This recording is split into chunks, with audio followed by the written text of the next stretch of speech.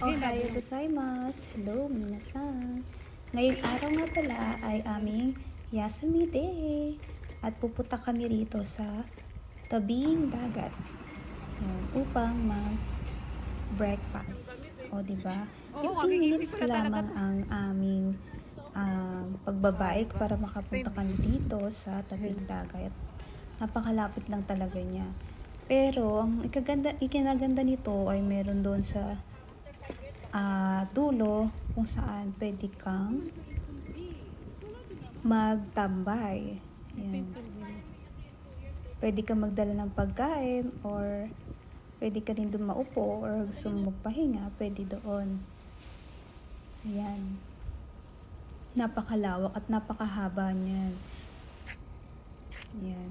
Maganda rin dito kapag gusto mo mag-jogging sa umaga. Ayan. Mag-bike or maglakad-lakad. Ayan guys, nakarating na nga kami rito. At ngayon, magbe-breakfast kami dyan sa mahabang table na yan dyan.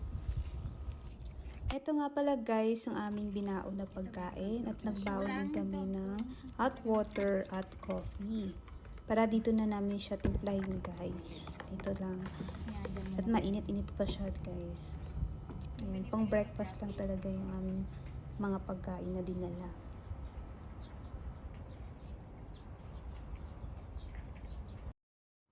Ito nga pala guys, yung view namin dito. Ayan, dyan namin pinark yung bike namin. Napakaganda niya talaga guys. Ayan. At saka ang ganda rin guys ng panahon niyan.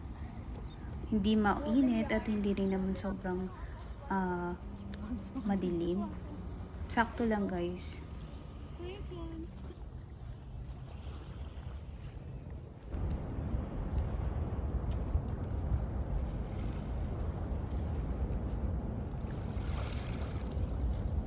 Ayan guys, low tide siya guys dito sa oras na yun. At may nangingisda dun guys sa dulo. Pwede ka dito mangisda. At minsan nga guys, may iba namin kasama kumukuha dyan ng oyster ba yun? Yun guys, lalo na pag low tide. At di ka namin makalimutan guys na second anniversary pala namin ngayon sa Japan. Kaya yung kasama ko dyan guys, nagsulat siya ng happy second anniversary. Siyempre, hindi mahuhuli yung TikTok lagi. TikTok muna.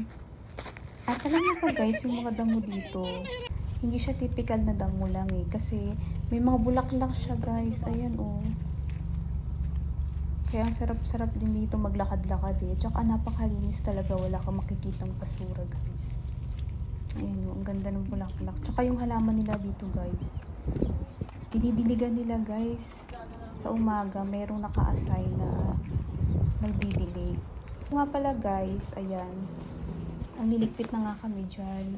Kasi plano namin pumunta doon sa kabilang side. Doon daw kasi meron doong playground. Alam niyo naman guys, mga bagets tayo, mga mina. Kaya pupuntahan namin. Ayan. Malapit lang siya guys kasi mga 5 minutes lang na drive ng bicycle. Ayan na nga. Ayan siya guys. Napakalawak talaga dito guys ng park to guys Ayan o. At may mahabang slide doon. Ayan guys o. Pwede dyan sa mga bata. Actually pang bata talaga yan pero syempre mga bata tayo. Ayan. Kaya tinaray na namin. O diba? Happy yan. Happy yan.